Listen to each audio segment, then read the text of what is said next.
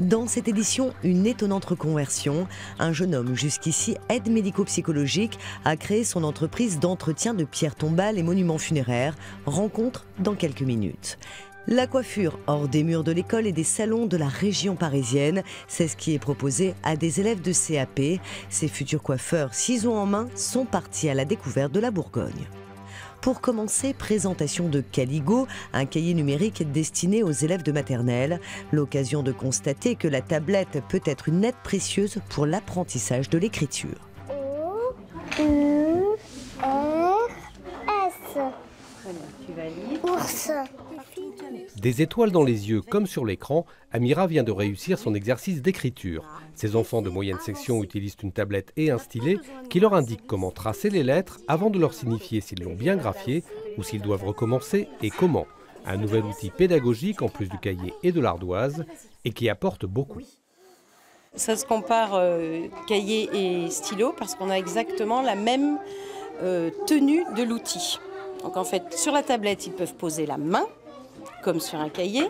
La tenue du stylet est exactement la même que la tenue du crayon, sur laquelle on insiste. Donc tu reprends. En plus de sa capacité de correction, la tablette mémorise les exercices réalisés. Les enseignantes peuvent ainsi suivre la progression de leurs élèves. Un point qui était vraiment convaincant pour nous aussi, c'est la trace qui est conservée par la tablette. Parce que l'enseignant, du coup, peut préparer ses séances tout en regardant ce que les enfants ont pu faire auparavant, à la fois dans leurs difficultés, mais aussi dans leur réussite. L'application Caligo est née d'un partenariat entre l'État, le laboratoire rennais Irisa et l'éditeur de logiciels Learningo, également rennais. Après une expérimentation de 3 ans dans 40 classes pilotes, publiques et privées, la réussite du dispositif lui permet d'entrer en phase de commercialisation. Pour ses auteurs, une formidable expérience de recherche. Tu vois la petite boule bleue ? L'homme est fait par nature pour écrire, dessiner, gribouiller, faire des symboles. C'est une façon de s'exprimer qui est très très importante pour nous.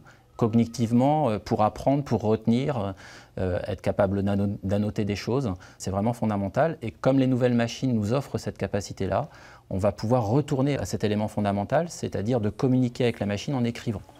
Ceux qui annonçaient la fin de l'écriture manuelle au profit des claviers ou souris en seront pour leurs frais. Le but du jeu reste bien d'apprendre à s'exprimer avec un stylo, quel qu'il soit, pour écrire ou dessiner, pour transmettre.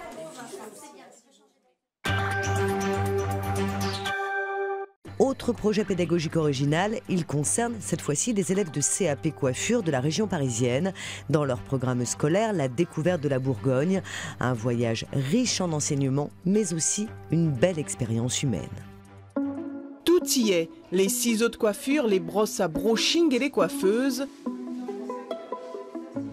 De jeunes clients viennent profiter du coup de brosse de ces futurs professionnels venus d'Orly en banlieue parisienne, loin des grands salons ou des chaînes de coiffure.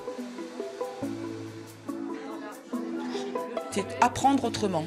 Apprendre autrement, c'est très important parce qu'on les sort d'un milieu dans lequel elles sont peut-être trop habituées pour qu'elles s'ouvrent un petit peu vers l'extérieur.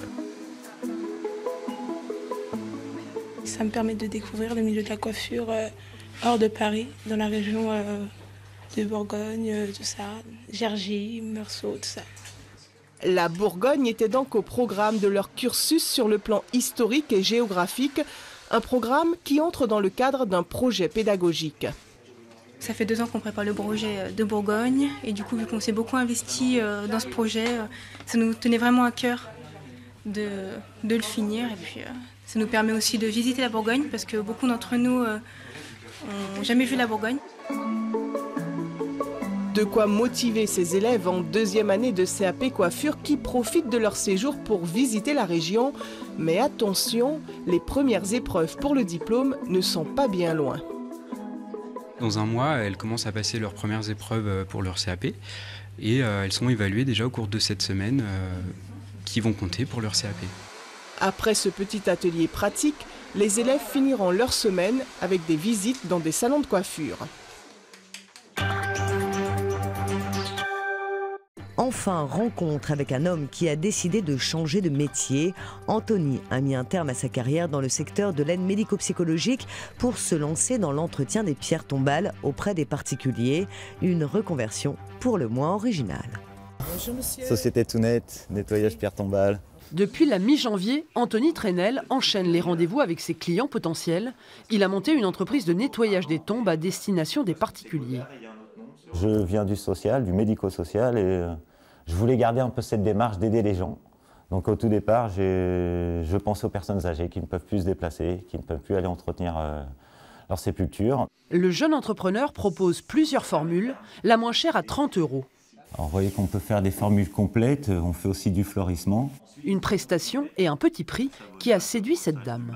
Moi, je travaille encore. J'aime que la tombe soit toujours bien propre. Et puis, des fois, je suis pas toujours... si j'y vais pas, en principe, tous les 15 jours, je me dis... ça m'angoisse un peu, si vous voulez. Donc, c'est pour ça que j'ai trouvé que c'était vraiment une bonne idée. La tombe à nettoyer est située au cimetière de Gonfreville-Lorcher. Problème, le jeune entrepreneur n'a pas demandé d'autorisation. Le cimetière, c'est un domaine privé communal qui a des règles pour les interventions des différents intervenants, que ce soit un marbrier ou autre. Pour cette fois, la mairie a décidé de faire exception. L'intervention peut donc commencer. Alors là, je fais un nettoyage du marbre avec un produit spécial marbre qui va enlever les taches et redonner de la brillance à cette pierre. Le coup de propre va durer une bonne demi-heure pour redonner tout son lustre à la pierre tombale et aux différents ornements. Pour l'instant, pas trop de difficultés. La première difficulté, c'est aujourd'hui, avec ces papiers administratifs qu'on me demande. Mais on va régler ce problème très rapidement. Le jeune entrepreneur a déjà une dizaine de clients. Il compte sur le bouche à oreille pour développer son activité. Il fera le bilan d'ici la fin de l'année.